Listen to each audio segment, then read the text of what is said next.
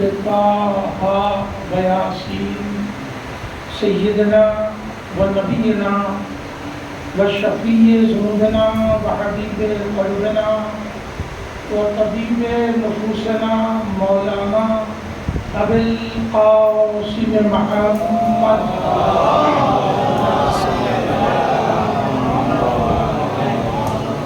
وآله الطيبين الطاهرين المعصومين المنتجبين الغر الميامين ولعنة الله على أعدائهم وقتلتهم وغاصبي حقوقهم أجمعين من ليلتنا هذه إلى قيام يوم الدين.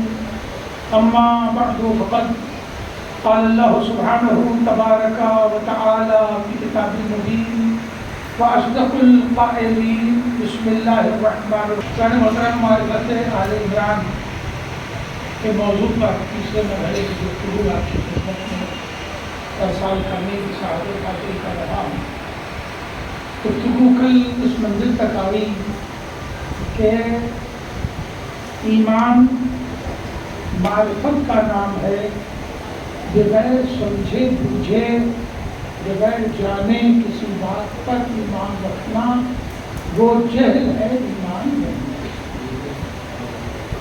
اور جب حصول معرفت کی غرض سے ہم اس آیت کریمہ کو دیکھتے ہیں تو نظر آتا ہے کہ پروردگار عالم نے دو شخصیتوں کو منتخب کیا اور دو نسلوں کو منتخب کیا. جو شخصیتیں منتخب ہوئی وہ جناب آدم ہیں اور جناب نوح ہیں، اور جو دو نسلیں منتخب ہوئیں وہ جناب ابراہیم علیہ السلام کی نسل ہے اور ایک عمران کی نسل ہے. مقام توجہ ہے اور یہی ٹرننگ پوائنٹ ہے اس آیت کا کہ جناب ابراہیم کی نسل کو منتخب کیا اللہ نے آل ابراہیم کا، جبکہ مرتبے کے اعتبار سے جناب ابراہیم کے پاس جناب آدم سے بھی زیادہ مناصب ہیں اور جناب نوح سے بھی زیادہ مناصب ہیں. انبیاء کرام میں رسالت معاد کو چھوڑ کے سب سے زیادہ جو منصب ہے وہ جناب ابراہیم کے پاس. جناب ابراہیم کے پاس موحد ہونے کا منصب، پھر نبی ہونے کا منصب، پھر رسول ہونے کا منصب، صاحب صحیفہ ہونے کا منصب، اولو العزم اور صاحب شریعت ہونے کا منصب، اور اس کے بعد خلیل ہونے کا منصب، پھر بعد میں امام ہونے کا منصب. یہ اتنے مناصب ہیں جناب ابراہیم کے پاس. مگر اللہ نے جب انتخاب کا لفظ رکھا تو یہ نہیں کہا کہ نوح و ابراہیم و آل ابراہیم، نہیں، براہ راست ہے آل ابراہیم و آل عمران. تو ایک پیغام تو بہرحال واضح ہو رہا ہے کہ جس کی نسل منتخب کی جا رہی ہے وہ اتنا محترم ہے کہ اس کی نسل منتخب ہو رہی ہے. تو جو ایک سلوات پڑھے محمد والے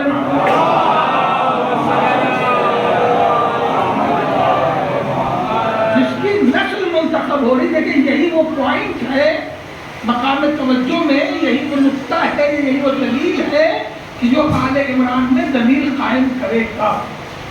اللہ نے جناب نوح کو منتخب کیا، جناب آدم کو منتخب کیا. ان کے پاس جناب ابراہیم جتنے منصب نہیں ہیں. جناب ابراہیم کے پاس سب سے زیادہ منصب ہے.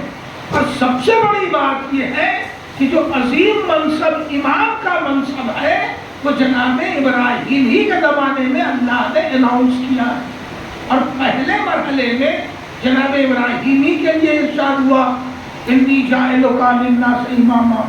اس سے پہلے کے انبیاء بہت سے گزرے، کسی کے ساتھ نفس خطاب نہیں ہوا. تو سب سے زیادہ مناسب ذکر ہوئے ہیں تو جناب ابراہیم کے لیے منصب ذکر ہوئے. مگر اللہ نے انتخاب کا جب ذکر کیا تو آل ابراہیم کہا ہے، ابراہیم کا نام نہیں لیا. تو جس کی آل منتخب ہو رہی ہے، یہ قرآن کو بتانا مقصود ہے کہ ہم کسی ایسے کی آل منتخب نہیں کر رہے ہیں جو ہمارا سب سے زیادہ منصب والا نبی ہے، ہم اس کی آل کو منتخب کر رہے ہیں۔ توجہ ہے؟ تو اب یہاں جملہ آپ آج محفوظ کر لیں کہ جب قرآن نے سب سے زیادہ منصب والے نبی کی اولاد کو منتخب کیا ہے، تو جب اعلیٰ عمران کہیں گے تو عمران بھی وہ تلاش کرنا ہوگا جو منصبوں والا ہو، بغیر منصبوں والا عمران نہ ہو۔ صلوات پڑھے محمد۔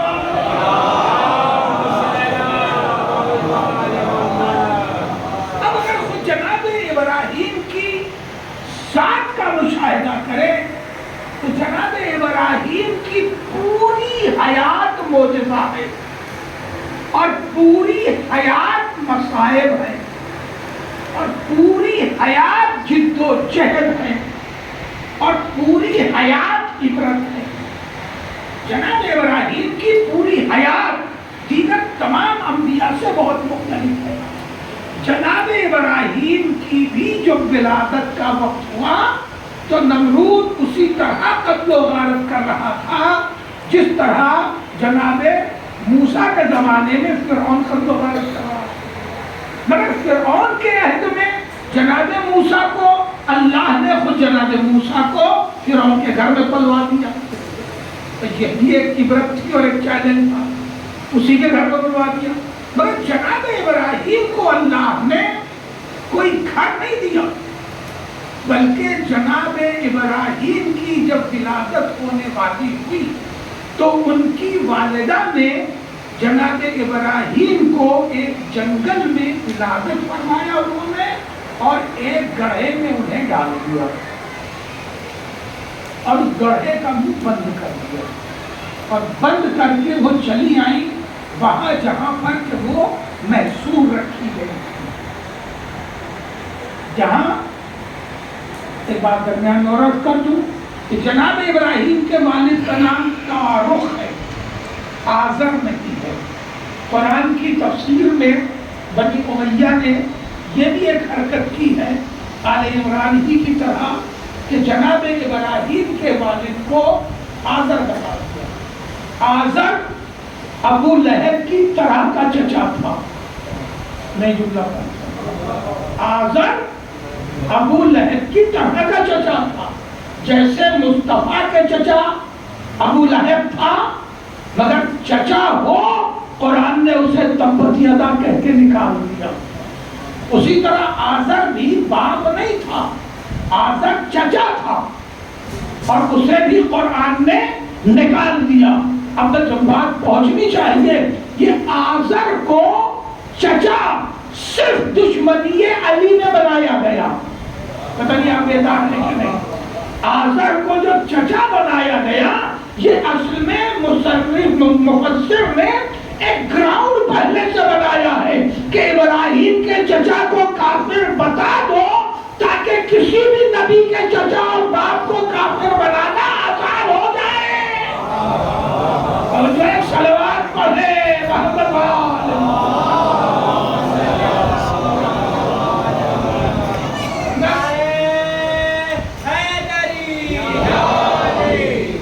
عزیزو، تارخ ایک جگہ قید تھے الگ اور جناب ابراہیم کی والدہ ایک جگہ قید تھی۔ نمرود نے یہ اصول بنایا تھا کہ مردوں کو الگ قید کر دیا تھا اور عورتوں کو الگ قید کر دیا تھا، اور وہ قید خانہ کیا تھا وہ بیان بھی نہیں کیا جا سکتا، بس سمجھ لے کہ ایک میدان تھا جس کے کنارے کنارے کانٹے دار جھاڑیاں لگا دی گئی تھی اور اسی میدان میں مردوں کو الگ کر دیا گیا تھا اور عورتوں کو الگ جیسے جانور باندھ دیا۔ اگر اللہ کو ولادت جناب ابراہیم مقصود تھی تو جب وہ نکلی ہیں جیسے کہ وہ تھوڑا سا وقت دیا جاتا تھا مردوں عورتوں کو، اسی میں جناب ابراہیم کی ولادت ہوئی، جنگل میں ہوئی۔ جناب ابراہیم کو انہوں نے ایک گڑھے میں ڈال دیا، کیونکہ ساتھ لے کے آئیں گی تو قتل کر دیا اور ایک ماں بھی یہ گوارا نہیں ہے کہ اس کا بچہ اس کے ساتھ میں قتل گڑھے میں ڈال کے ڈھانک کر کے اور چلی گئی۔ جب پھر گئی تو یہ ہوا کہ دیکھے تو کہ زندہ بچا ہے کہ ختم ہو گیا. جب انہوں نے دیکھا تو جناب ابراہیم اپنی 2 انگلیاں اپنے دہن میں رکھے ہوئے چوس رہے تھے. جب انہوں نے 2 انگلیاں ان کے دہن سے نکالی ہے تو ایک سے شہد جاری تھا اور ایک سے شیر جاری تھا. جو ایک سلوات پڑھے محمد والے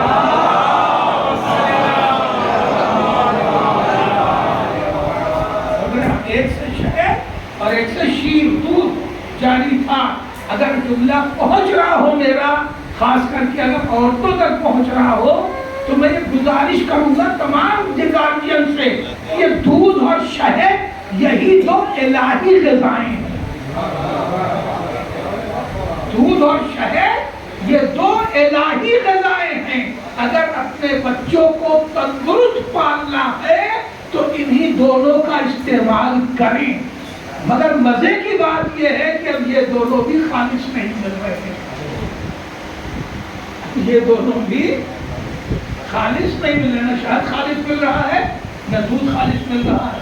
مگر جہاں تک مل سکے یہ دونوں غذائیں اپنائیں، اس لیے کہ اللہ نے اس سے نبیوں کو پالا ہے.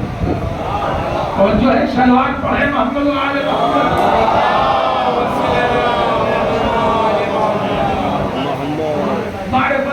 عمران کو ذہن میں رکھیے. تو جناب ابراہیم 2 انگلیاں چوس رہے تھے. ماں نے 2 انگلیاں پھر ان کے دہن میں ڈالی اور پھر اسی گڑھے میں ڈھانپ کر کے چلی آئی. اب یہ بتائیے جناب ابراہیم کو کون پال رہا ہے؟ ماں نہیں، باپ نہیں، جناب ابراہیم کو ان کا پروردگار پال رہا ہے. جناب ابراہیم کو بولنا جی، جناب ابراہیم کو کون پال رہا ہے؟ پروردگار پال رہا ہے. کروٹ کون دے رہا ہے؟ پروردگار دے رہا ہے. کون خیال رکھ رہا ہے؟ پروردگار خیال رکھتا ہے. تو جناب ابراہیم کو پروردگار نے پالا، براہ راست پالا. اور جب اللہ نے پالا تو یہ نظام ان کی حیات کے لیے پیدا کر دیا کہ جو بچے 1 سال میں جتنا بڑے ہوتے ہیں، جناب ابراہیم 1 مہینے میں بڑے ہوتے تھے. جو بچے 1 مہینے میں بڑے ہوتے ہیں، جناب ابراہیم 1 دن میں اتنے بڑے ہو جاتے تھے. نتیجہ یہ ہے کہ چند مہینوں میں وہ چند برس کے ہو گئے. چند مہینوں میں چند برس کے ہو گئے اور اپنی والدہ کے ساتھ کھیلتے کودتے قبیلے میں چلے آئے. نجومی بھی تلاش کر رہے ہیں، جاسوس بھی تلاش کر رہے ہیں، مگر انہیں وہ بچہ نہیں مل رہا ہے جو نمرود کو ختم کرنے والا ہے. کیوں نہیں مل رہا ہے؟ کیا اللہ نے ہادی کو کہیں چھپایا ہے؟ چھپایا نہیں ہے، انہی کے سامنے ہے مگر نظر نہیں آ رہا ہے. ایک صلوات پڑھے محمد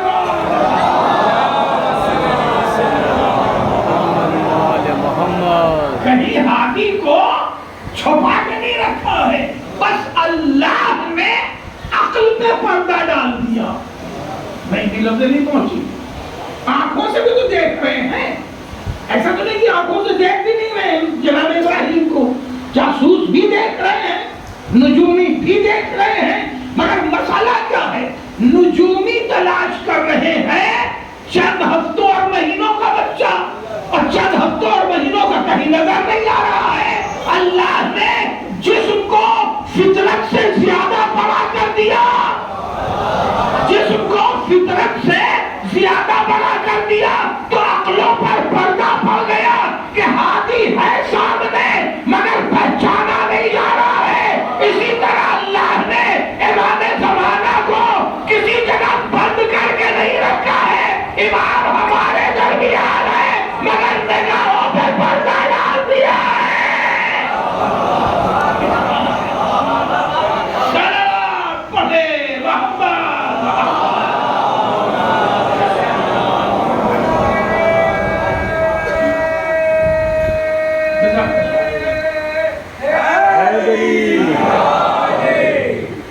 یہ مت سمجھیے گا امام زمانہ وادی خضرا میں مقید ہیں، ایسا نہیں ہے. امامت رہبریت مقید ہو ہی نہیں سکتی. امام ہر جگہ آتے جاتے ہیں، ہر جگہ آتے جاتے ہیں. اور اس کا ثبوت علی عمران نے دیا. مولا کائنات کی غذا کیا تھی؟ جو کی سوکھی ہوئی روٹی. اب یہ بھی ذرا سمجھا تم اپنے نوجوانوں کو، کوئی سوکھی ہوئی روٹی پکا سکتا ہے؟ روایت سنے تو اسے غور بھی کرے. کوئی سوکھی ہوئی روٹی پکا سکتا ہے؟ نہیں. روٹی جب پکے گی تو تازہ ہوگی. سوکھی روٹی کیا مطلب تھا؟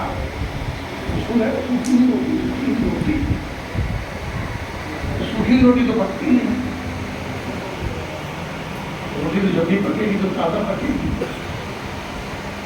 اب اسے سمجھیے کہ اس زمانے میں نہ اتنی اسٹائلش گیس کی آنچ تھی اور نہ اتنے اعلیٰ قسم کے توے تھے اور نہ اس طرح کا بیلن اور چوکا ہوتا تھا نا. اس وقت روٹی ہاتھ سے پکتی تھی. شاید بزرگوں نے ہاتھ کی روٹی کھائی تھی. آج بھی ہمارے گھر میں بنتی ہے ہاتھ کی روٹی. میں اپنے گھر کی بات کر رہا ہوں. اور وہ روٹی جو ہے وہ توے کے اوپر مکمل نہیں ہوتی تھی، آنچ میں رکھ کے سینکی جاتی ہے. وہ روٹی کافی موٹی ہوتی ہے، کافی بڑی ہوتی ہے. امام کی غذا 1/4 روٹی ہوتی تھی، 1/8 روٹی ہوتی تھی. جو باقی بچتی تھی وہ محفوظ کی جاتی تھی، وہ سوکھتی تھی. بات نہیں آئی؟ اب ظاہر ہے کہ 1/8 روٹی کھائی امام نے. امام کی غذا اتنی مختصر تھی. تو غذا کا پورا فلسفہ ہی امام نے بتایا. اور سب سے آسان فلسفہ یہی ہے، بتا دوں بات میں بات آ گئی ہے. ایک دن آپ جی بھر کے کھانا کھا لیجیے. ایک دن جی بھر کے کھانا کھا لیجیے. مگر جی بھر کے کا مطلب یہ نہیں ہے کہ پھر ڈائجین بھی کھانا پڑے اور ٹہلنا بھی پڑے. جی بھر کے مطلب جتنا طبیعت سیر ہو جائے اتنا کھا لیجیے. کھا لیا آپ نے، مثلا آپ نے 4 روٹی کھائی، آپ کا پیٹ بھر گیا. بڑھوانا ہے تو بڑھوا لیجیے، مثال میں بڑھا دوں گا. 6 کر لیجیے، 8 کر لیجیے، بعد میں کم کرائیے گا. اور جب شیر نب جائے تو کم نہیں کرائے گا. شروعات پڑھے محمد والے.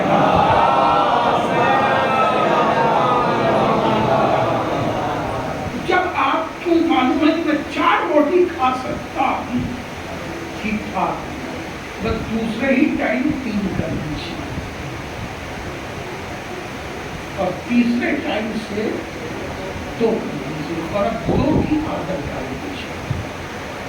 کبھی بیماری نہیں لگے گی. نہ شوگر ہوگا، نہ بی پی ہوگا، سمجھا آپ نے، اور نہ ہی کوئی اس قسم کی تکلیف ہوگی. یہاں تک کہ اگر یہ طریقہ زندگی میں اپنایا آدمی کبھی کینسر نہیں. میرا موضوع نہیں ہے ورنہ پوری سی پہ تقریر کر دیتا ہے غذا کا اصول کیا. تو مولا کائنات 1/8 روٹی کھاتے. جو روٹی بنتی تھی 1/8 کھاتے، تو اسے ضائع نہیں کرتے تھے. وہی روٹی دوسرے وقت سوکھ جاتی تو پھر وہی سوکھی روٹی کھاتے. تیسرے وقت وہی روٹی کھاتے، چوتھے وقت وہی روٹی کھاتے. تو تازہ روٹی کا وقت آیا، ایک ٹائم بقیہ سوکھی روٹی ہوتی تھی اور جو کی ہوتی تھی.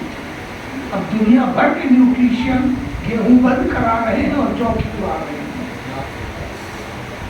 آج جس ڈاکٹر سے کہیے وہ کہہ رہا گیہوں چھوڑ دو، جینا ہے تو گیہوں چھوڑ دو. 1400 سال پہلے علی نے بتایا کہ جو کی غذا بنا کے رکھو، کبھی شوگر نہیں ہونے پائے گا. صلوات پڑھیں محمد وآل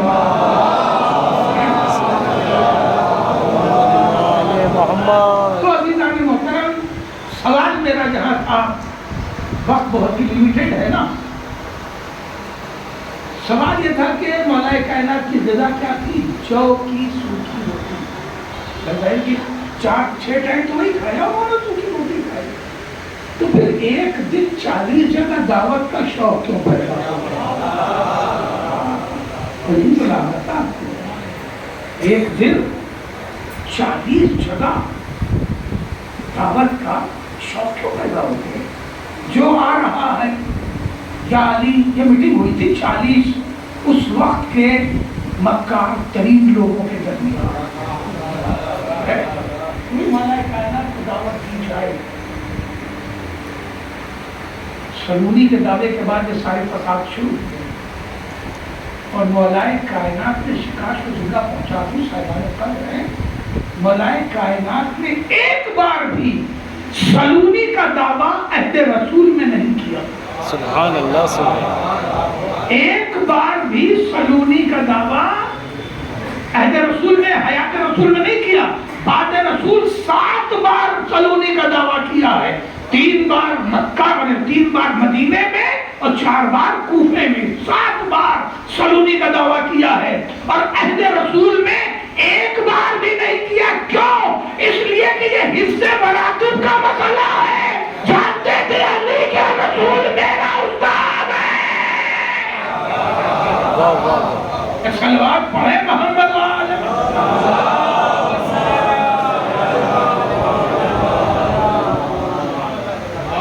یہ دعویٰ کرنے کے بعد یہ سارے تماشے یہ تو نہیں ہے، درجنوں ہیں جن میں سے ایک یہ بھی ہے. یا علی میرے یہاں آپ کی کل شب میں دعوت ہے. یہ واقعہ ہے تو رسول کا.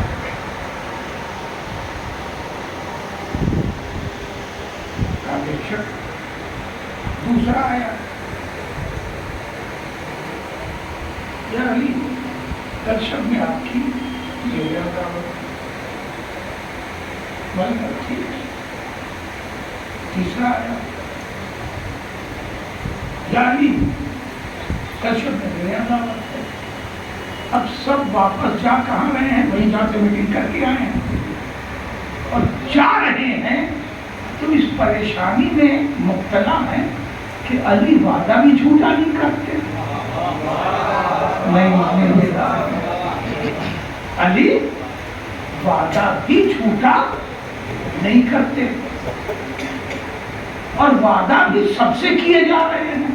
مثلا ایک اوکھلا سے آیا اس نے وعدہ لیا، ایک چاندنی چوک سے آیا اس نے وعدہ لیا، ایک مصطفیٰ آباد سے آیا اس نے وعدہ لیا، ایک جو ہے وہ اور کہیں آگے سے آیا، نوئیڈا سے آیا اس نے وعدہ لیا. یہ تو مختلف جہت ہے نا، پورا پچھم سب کے چاروں طرف ہے اور وعدہ لے رہے. علی وعدہ کر رہے ہیں لیکن منافق کو کبھی چین پڑتا بھی نہیں اور علی چاہتے تھے کہ منافق بے چین ہو. 40 جگہ دعوت علی نے قبول کر لیا. جب پھر میٹنگ بیٹھی تو یہ وہ بھی کھانا پک کے کہاں ہے. جب واپس گئے 400 لوگ جمع ہوئے تو یہ تھی وہ بھی کھانا کس کے گھر پک کے. کبھی یہ تو بہت مشکل ہے، تو سب کیا پکنا چاہیے. پتا نہیں علی کہاں پہنچ گیا. انہوں نے سمجھا تھا کہ علی کسی ایک سے وعدہ کریں گے اور وہ پھنسیں گے اور یہاں تو علی نے سب سے وعدہ کر لیا. اب مسئلہ یہ ہے وہ تو یہی سمجھ رہے ہیں نا اپنے جیسا. کہاں ہے بیٹا علی؟ وہ تو اپنے جیسا سمجھ رہے ہیں، رسول کو بھی اپنے جیسا سمجھ رہے ہیں، علی کو بھی. علی کو یہی بتانا ہے کہ جب میں تمہارے جیسا نہیں ہوں تو مصطفیٰ تمہارے جیسا کیسے ہو جائے گا. صلوات پڑھے محمد علیہ محمد.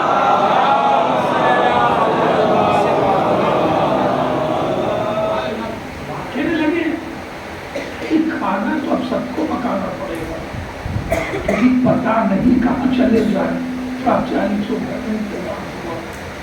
رات ہوئی، صبح ہوئی، مسجد میں سب جمع ہو گئے. اب آج تو سب کو آنا بھی تھا. جیسے ہی نماز ختم ہوئی ویسے ہی جو زیادہ بے چین تھا، جسے کہتے ہیں نا ہلکے پیٹ کا، اب اس سے بتاتے ہوا وہ کھڑا ہو گیا اور کہنے لگا یا رسول اللہ میرے لیے بڑا فخر کی بات ہے کہ رات علی میرے یہاں دعوت میں تشریف لائے تھے. جو وہیں پہلو میں دوسرا بیٹھا تھا اس نے کہا اللہ کے گھر میں تو جھوٹ مت بولو. مسجد ہے, اللہ کے گھر میں جھوٹ بول رہے ہو. وہ کہا کہ یا رسول اللہ یہ جھوٹ بول رہا ہے. علی تو میرے یہاں تھے. جو تیسرا بیٹھا اسے کہا لو یک نشد دو چھت. ایک تو جھوٹا تھا دوسرا بھی ہے بھائی. علی تو میرے یہاں تھے. اچھا علی تو کھڑے ہو گئے میرے یہاں جھٹلانے علی کو آئے تھے. اب اپنے آپ کو جھٹلا رہے ہیں.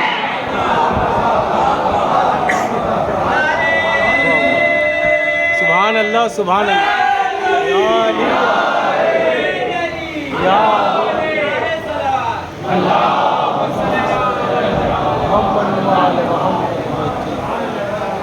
جب 40 آدمی چلائیں تو اس وقت کیا حالت ہوگا. انہیں چپ کیسے کرایا جا سکتا. جب شور غل بہت ہو گیا تو رسول اٹھے اور کہنے لگے بیٹھ جاؤ خاموش ہو کے. تم سب سچے ہو مگر اس سے بڑا سچ یہ ہے کہ علی تو میرے یہاں موجود ہے.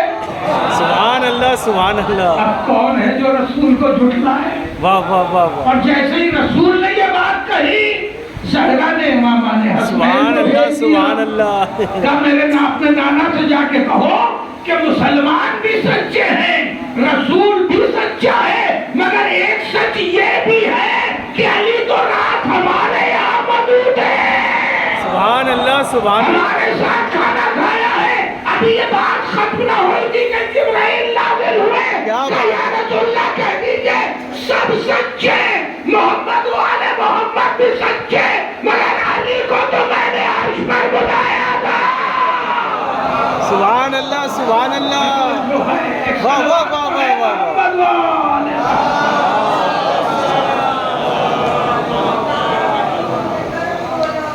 علی مولا علی مولا علی مولا علی مولا علی مولا علی مولا. حیدری. اب میں پھر اسی جملے پہ آؤں کہ یہ مسئلہ کھڑا ہوا تھا صداقت سلمان میں. سارے سوال جو بعد میں ہوئے وہ سلمی کے بعد ہوئے. یہ مسئلہ کھڑا ہوا تھا صداقت سلمان میں. سلمان کو جھٹلا رہے تھے وہ. جب سلمان نے رسول اللہ کائنات کا معجزہ بتایا تھا, اب سلمان کو اس کی صداقت کے لیے مولا کائنات نے یہ دعوت قبول کی. اور کریں دعوت ہو گئی. یہ جو کی روٹی کھانے والا 40 جگہ, 2 جگہ بھی ہو آتے تو بھی معجزہ تھا, 5 جگہ ہو جاتے تو بھی معجزہ تھا, تب بھی مدھر نہ جاتے. یعنی اتنی دعوتیں کیوں آپ نے کھائیں؟ کہ یہ میں نے صرف سلمان کو بچانے کے لیے دعوت نہیں کھائی ہے, تمہارے عقیدے کو بچانے کے لیے دعوت کھائی ہے. اگر تم سے کوئی پوچھے تمہارا امام زمانہ کہاں رہتا ہے, کہنا ہر جگہ موجود ہے. سبحان اللہ سبحان اللہ. واہ واہ واہ واہ.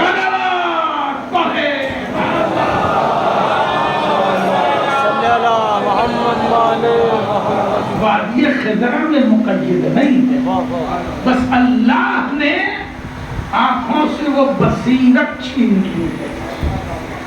اور جو پردہ ہٹے گا غیب کا, غیب کیا ہے کہیں گم ہو رہی ہے, وہ جو بصیرت کا پردہ ڈھکا ہے اللہ اس پردے کو ہٹائے گا. امام پر کوئی پردہ نہیں ہے, آنکھوں پہ جو بصیرت کا پردہ پڑا ہوا ہے بے بصیرتی کا, اللہ اس پردے کو ہٹائے گا, امام نظر آنے لگے گا. توجہ ہے.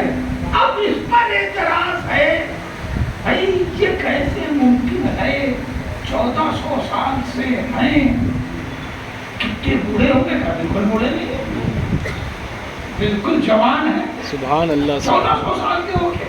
کہ یہی تو عہد ابراہیم میں اللہ نے بتا دیا. سبحان اللہ سبحان اللہ. توجہ ہے. عہد ابراہیم میں اللہ نے یہی سمجھا دیا تھا کہ جب ابراہیم کو غیبت میں رکھنا تھا تو ان کی غیبت کا مزاج کیا رکھا کہ اللہ نے عمر کو اپنی فطرت میں رکھا اور جسم کو مشیت کا مقید کر دیا.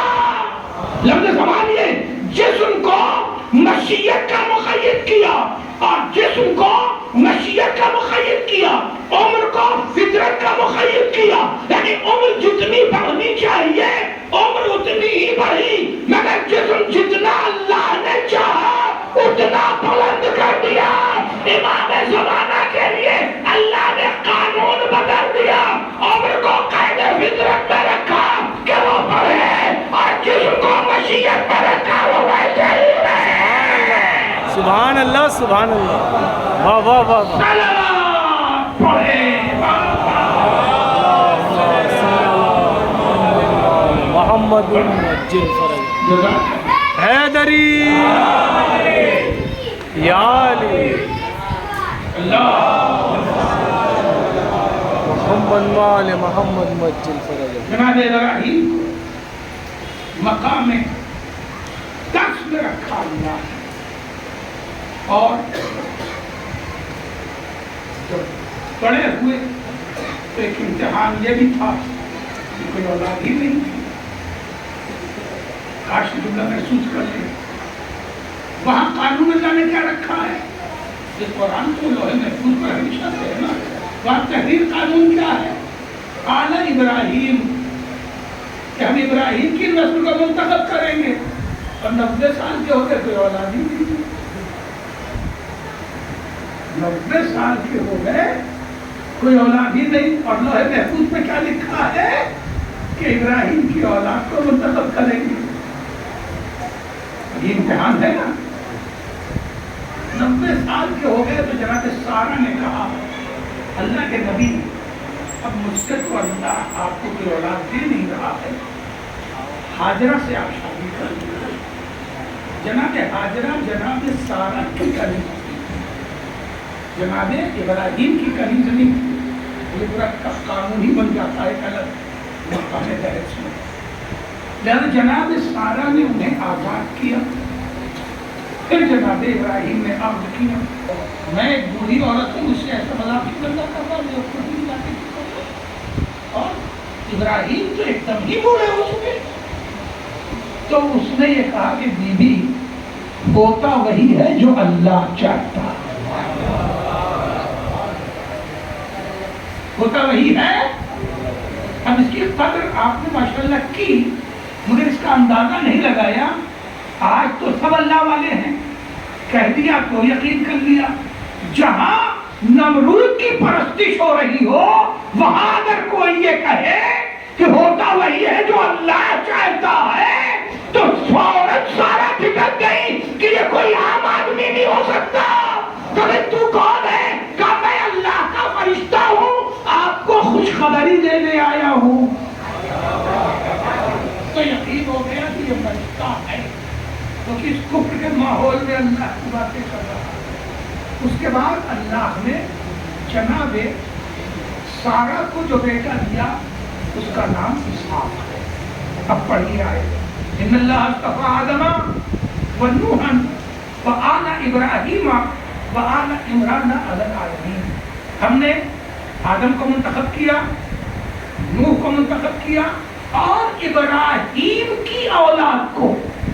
تب ابراہیم کی اولاد میں انتخاب اسماعیل کا بھی ہوا اور انتخاب اسحاق کا بھی ہوا. لیکن اب چھوڑا نہیں جا سکتا, کیونکہ آل ابراہیم جب کہا ہے تو جس طرح آل ابراہیم اسحاق ہے ویسے ہی اسماعیل ہے, جس طرح اسماعیل ہے اسی طرح اسحاق ہے.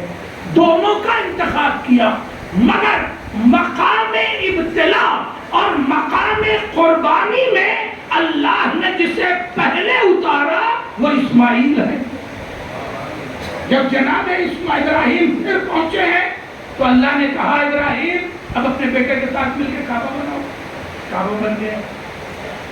یہ خواب دیکھ رہے ہیں کہ میں اپنے بیٹے کو ذبح کر رہا ہوں. اب آپ سوچئے جو اسے اولاد نرینہ کہتے ہیں, کوئی معمولی بات ہے, ہم پڑھ دیں آپ سن لیں. اپنے ہاتھ سے اپنے بیٹے کو ذبح کرنا کوئی کھیل ہے؟ مگر حکم پروردگار، کیا منظر پیش کیا ہے قرآن نے۔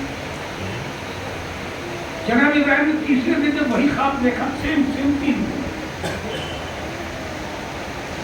بات کروں، اس پر بہت بڑا ریسرچ ہو چکے ہیں۔ کبھی کوئی انسان ایک جیسا خواب 2 بار نہیں دیکھ سکتا۔ اس پر وہ سائنٹفک ریسرچ ہو چکا ہے، اب ریسرچ پڑھنے کا موقع نہیں مل سکتے، پر سناؤں آپ کو، کبھی کوئی انسان ایک جیسا خواب 2 بار نہیں دیکھ سکتا۔ بیان کرتا ہے ارے تو 5-6 بار تو یہی خواب دیکھ رہے ہیں، مگر باقاعدہ یہ اسکرین پر دیکھا جا چکا، سونے والے کے سر پہ مشین لگا کے سلا دیا گیا، تو جو خواب دیکھتا ہے وہ اسکرین پر آتا ہے۔ کبھی اپنا اسکرین ٹیسٹ مت کرائیے گا، بہت برے پکڑے جائیں گے۔ صلوات پڑھنے محمد والے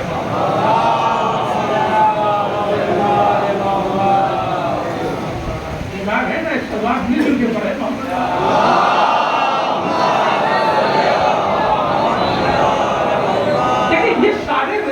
جو ہے یہ ہمارے اسلامی نظریات کو تقویت دیتے ہیں بھائی۔ کبھی کوئی انسان ایک جیسا خواب 2 بار نہیں دیکھ سکتا، اور اگر ایک جیسا خواب بار بار دیکھ رہا ہے تو اسے قرآن نے شان نبوت قرار دیا، شان نبوت قرار دیا ہے۔ 3 دن ایک جیسا خواب دیکھا تو اب بیٹے سے پوچھا، بلکہ ذکر کیا کہ اسماعیل میں یہ خواب دیکھ رہا ہوں، تجھے بولنا چاہیے میں یہ خواب دیکھ رہا ہوں کہ بیٹا میں تمہیں ذبح کر رہا ہوں، چھوٹا سا بچہ۔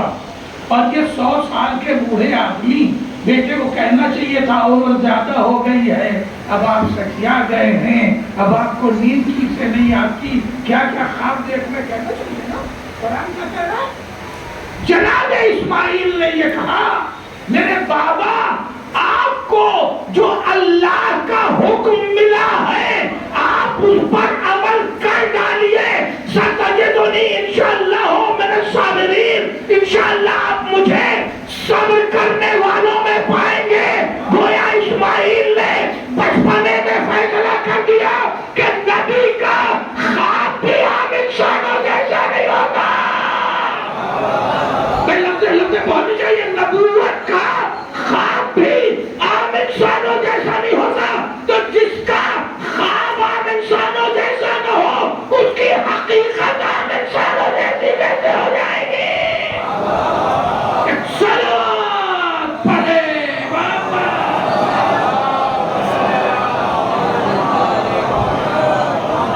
بابا آپ کو جو اللہ کا حکم ملا ہے آپ اسے کر ڈالیے۔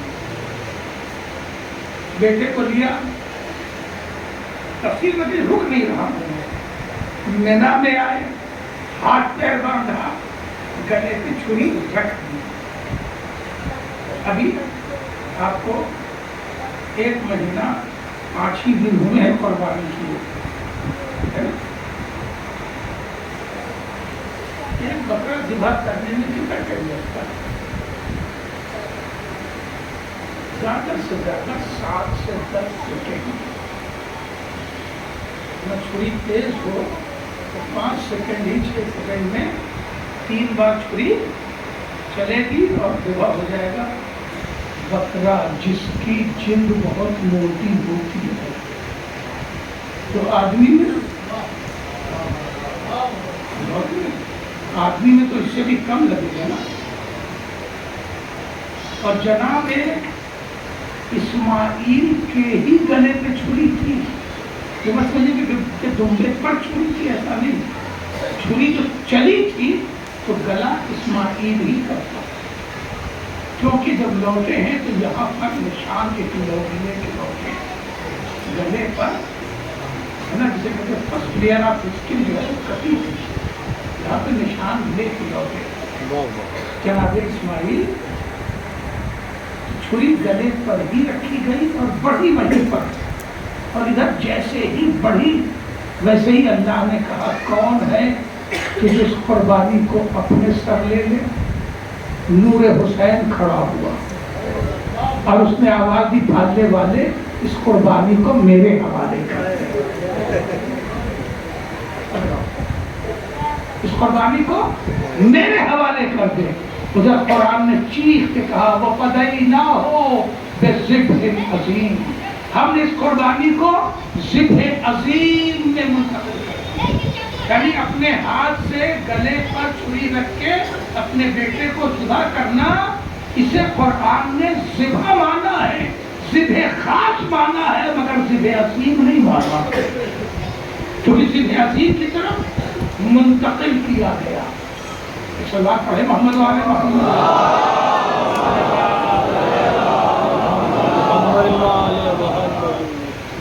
اب جب پٹی کھولی انہوں نے آنکھ سے اپنے، تو دیکھا وہاں پہ دمبا ذبح ہوا پڑا. پوچھا پالنے والے تب تو نے میری قربانی قبول نہیں کی؟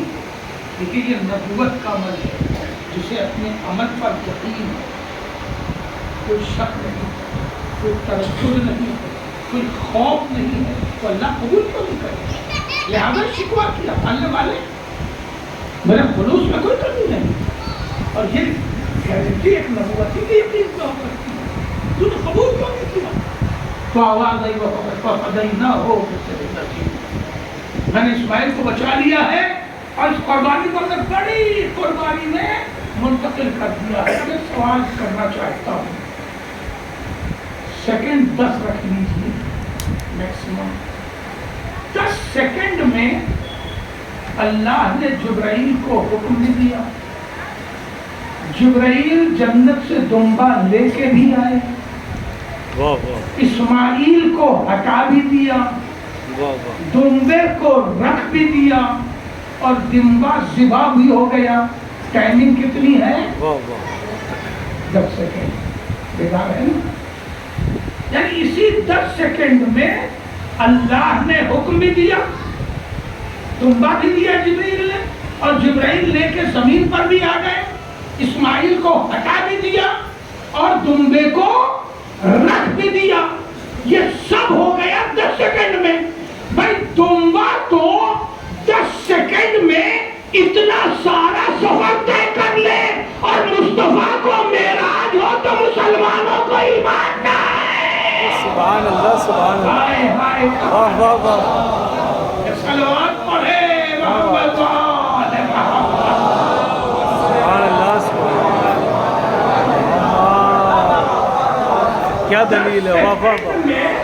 اتنے مراحل طے کر لے دمبا دمبا ہو کے. تو اللہ کا حبیب اگر معراج پر جائے اور چلا آئے، زنجیر در ہلتی رہے، وضو کا پانی بہتا رہے، کرے یقین نہیں ہو رہا ہے ہمیں ہاں ہوئی ہوگی معراج، تو یہ روحانی ہوگی. روحانی اس لیے مان لیتے ہیں کہ گھر میں لیٹے لیٹے ابا چلے جاتے، پتہ ہی نہیں چلتا کب چلے گئے. واہ واہ واہ، اس لیے روحانی میں یقین ہے. ہم نے کہا ہاں ہم بھی یقین کر رہے ہیں کہ مصطفیٰ کو معراج روحانی ہوئی تھی. اتنا بتا دو کہ وہ دمبا جسمانی تھا کہ روحانی؟ کیا بات ہے، واہ واہ واہ، کیا بات تو ہے. یہ بتا دو دمبا جسمانی تھا کہ روحانی؟ کہنے لگے روح ہے ذبح نہیں ہوتی تو کہ دمبا جسم و جسمانیات کے ساتھ آ جائے اور اللہ اپنے بندے کو نہ لے جا پائے. سبحان اللہ، واہ واہ، صلوات پڑھے آل محمد مجد فرجہ، کیا بات ہے. اور ہم نے آواز دی وہ فدینا علی مولا، یا علی، یا علی. وَفَدَيْنَاهُ بِالذِّبْحِ الْعَظِيمِ. اور میں نے اس قربانی کو ذبح عظیم کی طرف منتقل کر دیا. بے شک، مشہور شعر ہے علامہ اللہ اللہ بائے بسم اللہ ادھر اللہ اللہ بائے بسم اللہ ادھر مانیے ضد عظیم آمد پسر. یعنی اس گھرانے کی شان کیا ہوگی کہ جس کا باپ بائے بسم اللہ کا نقطہ ہو اور بیٹا ضد عظیم. سبحان اللہ سبحان اللہ سبحان اللہ. توجہ ہے. تو بھئی اگر وہ جوہری پر ایمان نہیں ہے تو اقبال ہی پر ایمان لا. کیا بات. سلوات پڑھے محمد. سبحان اللہ سبحان اللہ. واہ واہ. محمد وعلی محمد. اور شعر اقبال ہی کا سنانے کو جی چاہتا ہے. ارشاد. بڑی فکریں بھی ہیں علامہ اقبال میں, بڑی فکریں بھی ہیں, مگر مجھے پر ہوں تو اس پر دقت نہیں کر سکتا. ورنہ عجیب بات کہ اقبال کے بھی وہی شعر لیتے جو اپنے مطلب کے ہوتے ہیں. نظریے اقبال پہ جان دیتے ہیں اور اقبال کی شاعری کو دے کرتے ہیں. پورا نظریہ اقبال پر ایک جگہ ہے, ایک جغرافیائی علاقہ ہے. میں اپنی نظر پہنچا پا رہا ہوں کہ نہیں, اس سے زیادہ بول نہیں سکتا. ایک پورا جغرافیائی علاقہ زمین پر کہ جو نظریہ اقبال پر جان دیے ہے اور سب سے بڑا فوٹو اپنے اقبال میں لگاتا ہے. اور اقبال ہی کے ان اشعار کو یقین نہیں کرتا. کہتے ہیں کہ غریب ہو سادہ ہو رنگی ہے داستان حرم. بہت جگہ شعر عجیب کے نام سے لکھا جاتا ہے. عجیب ہو سادہ ہو رنگی ہے داستان حرم. عجیب ہے نہیں, قریب. یہاں قریب وہ قریب نہیں ہے جو اردو میں قریب بولا جاتا ہے بے پیسے والے کو یا کم پیسے والے کو. یہ قریب عربی کا ہے, قرابت سے بنا ہے. یعنی قریب یعنی اچھوتا ہے نا, میرا اللہ اسے کہتے ہیں قریب. قریب ہے داستان حرم, سادہ ہے داستان حرم, رنگین ہے داستان حرم. قریب ہے یعنی نہ اسماعیل کی قربانی جیسی قربانی ممکن ہے, نہ کربلا جیسی کربلا ممکن ہے. دونوں اعتبار سے قریب. جس سچویشن میں جناب اسماعیل کی قربانی ہو رہی ہے وہ بھی آسان ہے, اور جب وہ ضد عظیم میں منتقل ہو گئی تو وہ اس سے زیادہ قریب ہو گئی. اب یہ قریب ہونے کے اعتبار سے اس کے دو رنگ بتائے. کا سادہ ہے تو سادہ منا ہے کہ جہاں خون بچا لیا گیا, رنگین کربلا ہے جہاں خون ہی خون بہ گیا.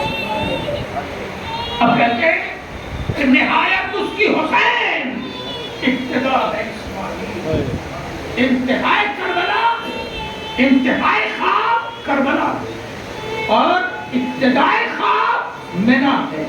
منا نے جو کہانی شروع کی تھی قربانی کی, اسے کمال پر کربلا میں حسین نے پہنچایا.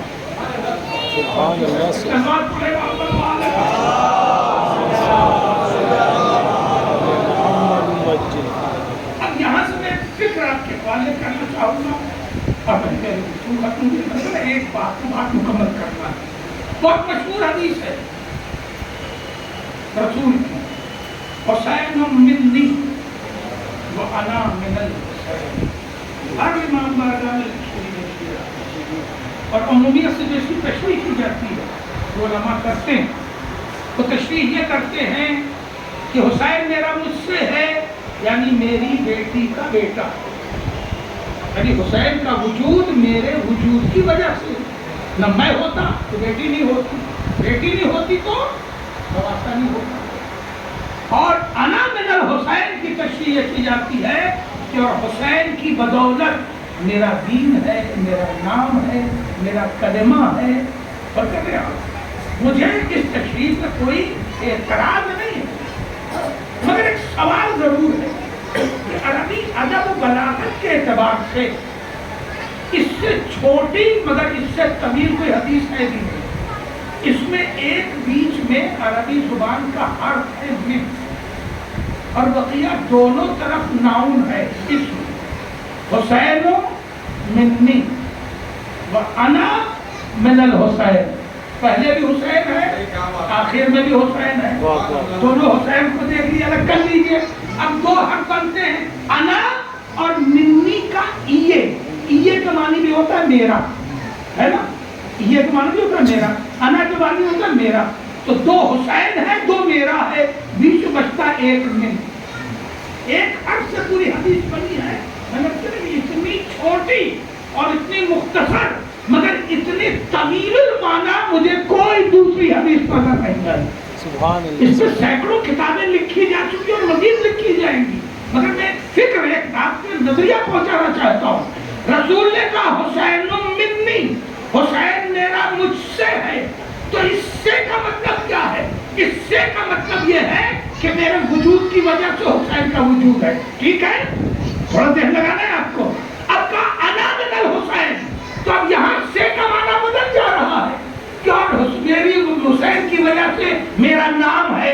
وہاں وجود بچ رہا ہے یہاں نام بچ رہا ہے تو معنویت بدل گئی. وہاں وجود بچ رہا ہے یہاں پہ مقصد بچ رہا ہے تو معنی بدل گیا. وہاں وجود بچ رہا ہے یہاں ہمارا دین بچ رہا ہے معنی بدل گیا. میں اس کا قائل نہیں ہوں. میں دونوں جگہ معنویت کا تعلق وجود سے ہے. اب جملہ سنبھالیے گا.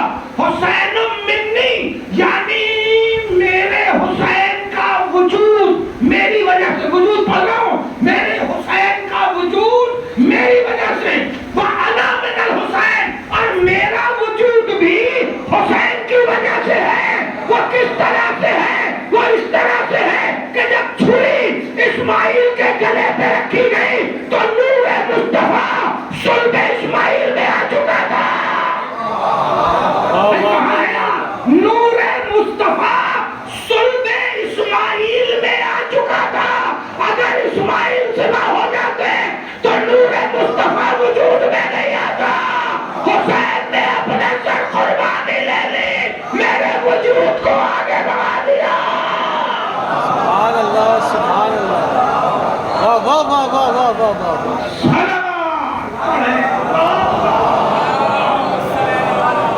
محمد وآل محمد وجل فرجہ. سبحان اللہ. واہ واہ واہ واہ. کیا بات ہے. کیا عزیزوں یہ حسین ہے جس نے اللہ سے کیا ہوا وعدہ پورا کیا. جس نے اللہ سے کیا ہوا وعدہ پورا کیا. جس نے مصطفیٰ سے کیا ہوا وعدہ پورا کیا. جس نے اپنے بابا سے کیا ہوا وعدہ پورا کیا. جس نے اپنی ماں سے کیا ہوا وعدہ پورا کیا. حسین ایسا وعدہ وفا کرنے والا ہے کہ جس نے شیری سے کیا ہوا وعدہ بھی پورا کیا. شیری فارسی لفظ ہے. شیری عربی لفظ نہیں ہے.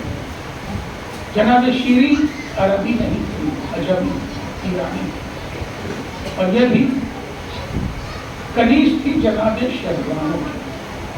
شہربانو جو ایرانی تھی اور چوتھے امام کی والدہ تھی. جناب شہربانو کا انتقال چوتھے امام کی ولادت کے 20ویں دن ہو گئے. ولادت کے 20 دن بعد جناب شہربانو کا انتقال ہو گیا تھا. کربلا میں شہربانو نہیں تھی. ایسی روایت مل جائے تو وہ صحیح نہیں ہے.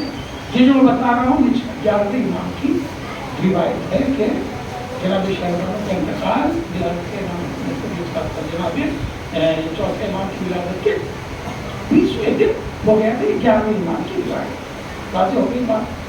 جناب شیری انہیں کی کنیز تھی. انہیں کی خدمت گزار تھی. امام حسین علیہ السلام نے جناب شہربانو کے انتقال کے بعد کہا شیری اب تجھ سے میرا کوئی واسطہ نہیں. کیوں؟ اس لیے کہ تو جس کی خدمت کے لیے آئی تھی اب وہ دنیا میں نہیں. لہذا میں تجھے آزاد کر رہا ہوں اور چاہتا ہوں کہ تیری شادی کرتا ہوں. کل آقا مجھے اپنی خدمت میں رہنے تجھے کہا میں تجھے اپنی خدمت میں نہیں رکھنا چاہتا. تیرا حق ہے کہ تجھے شادی نہیں کرنی چاہیے. کبھی اس زاویے سے بھی حیات اہل بیت کو آپ دیکھیں تو کبھی کسی کو غلام بنا کے نہیں رکھا. جو بھی غلام ہوتا تھا اسے یہ آزاد کر دیتے تھے. جناب قمر بھی خریدے ہوئے غلام نہیں تھے، جناب فضہ بھی خریدی ہوئی غلام نہیں، کنیز نہیں تھی، انہوں نے اپنے کو کنیزی و غلامی کے لیے خود سے آگے وقف کیا تھا، جبکہ یہ دونوں بادشاہ تھے۔ اب آپ سمجھ کے مطابق ہے شیری کی شادی طے کر دی، شادی ہو گئی، جب رخصت ہونے والی ہوئی تو امام حسین نے اپنے گھر والوں سے کہا بیوی اور شیری جا رہی ہے، اسے رخصت کر دو۔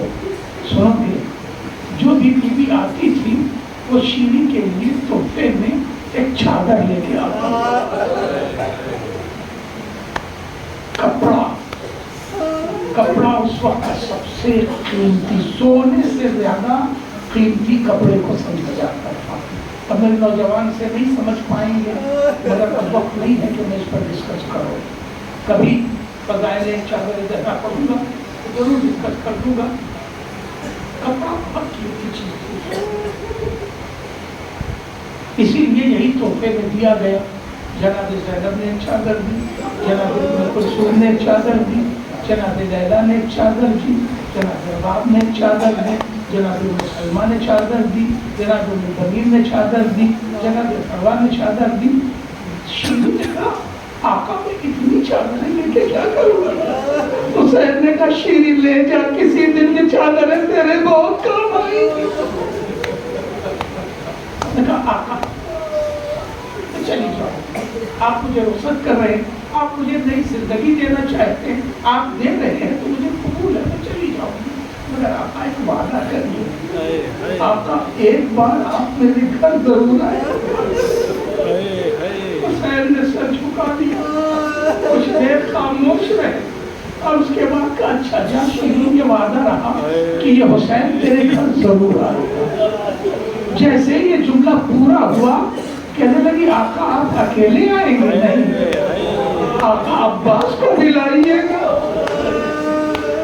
علی اکبر کو بھی لائیے گا، اور آقا کے شہزادیاں میرے گھر نہیں آئیں گی۔ حسین خاموشی سے سوچتے رہے، اس کے بعد کہا جا شیری، میرا وعدہ ہے کہ ہم تیرے گھر ضرور آئیں گے، مگر مجھے پہچان تو لے گی نا؟ آقا میں آپ کی کنیز ہوں، آپ کی خدمت گزار ہوں، ارے میں کیسے نہ پہچانوں گی؟ آپ ضرور آئیے گا۔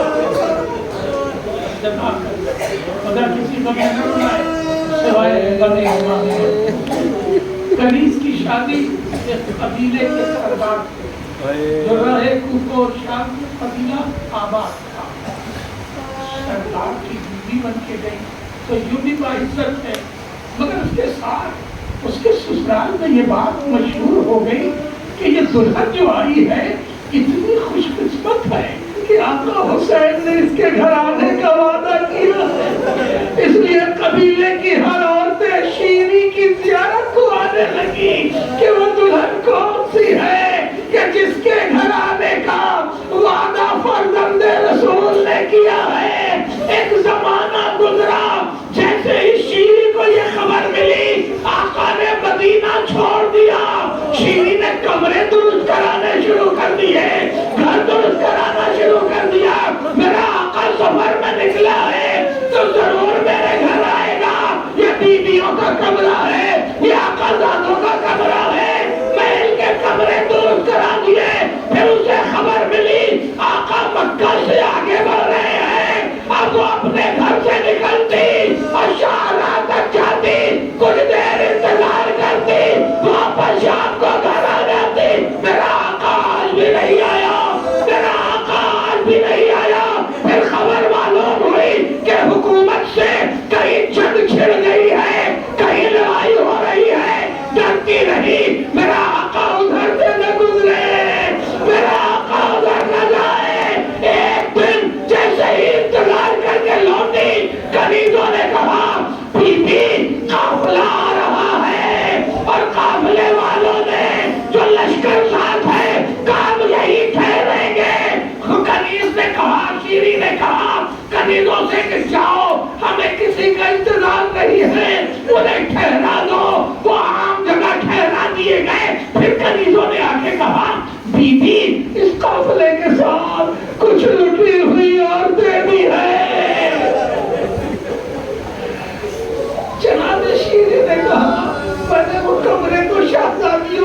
رکھے تھے، مگر عورتیں ہیں تو انہیں اسی جگہ ٹھہرا دو، مجھے ان سے کوئی غرض نہیں ہے، یہ ٹھہرے اور چلے جائے۔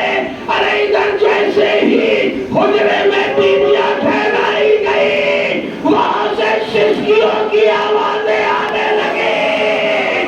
جیسے ہی سسکیوں کی آوازیں آئی، جناب شیریں گھبرا گئی، حجرے تک آ گئی۔ بیویوں کیوں رو رہی ہو؟ بیویوں کس بات کا غم ہے؟ کہنے ہم لاوارث ہیں، ہمارے وارث قتل کر دیے گئے۔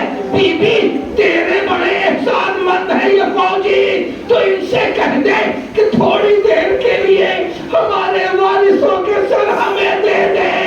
جناب شیری نے کہلا دیا تمہیں جتنے پیسے چاہیے لے لو، مگر تھوڑی دیر کے لیے ان سروں کو مجھے دے دو کہ میں دیکھوں تو یہ کون لوگ ہیں، کیسے ہیں، کبھی بھی یہ باقی ہے، ان سے تمہیں کیا کام؟ کہنے مجھے دے دو۔ جب سر منگائے تو بیویوں کیا بھیجوا دیے، یہ سر لے لو اور جب تک چاہو ماتم کر لو۔ جیسے ہی سر زینب کے سامنے آیا، ایک جملہ نکلا، واہ حسینہ۔ جیسے ہی سر جناب ام کلثوم کے سامنے آیا، ایک آواز نکلی، واہ پاسا۔ ارے یہ سننا تھا، شیری دور کی آئی، ارے یہ نام لے کے نہ رونا، یہ میرے آقا زادوں کا نام ہے۔ یہ سننا تھا جناب زینب نے آواز شیری، تو نے نہ پہچانا میرا بھیا وعدہ وفا کرنے آ گیا، بیویاں تجھ سے وعدہ پورا۔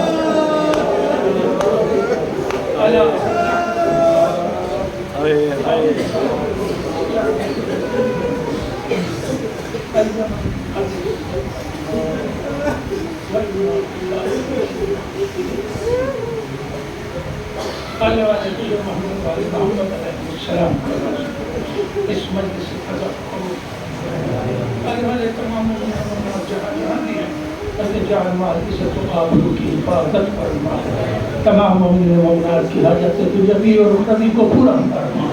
آنے والے رحمان جتنے بھی عطاءدار ہیں ان کی ادا کی اس عبادت کو قبولیت کا شرف عطا فرما، امام زمانہ کے ظہور میں تعجیل فرما، ہم سب کو امام کے لیے مددگار میں شمار فرما۔ ماتم حسین ربنا تقبل منا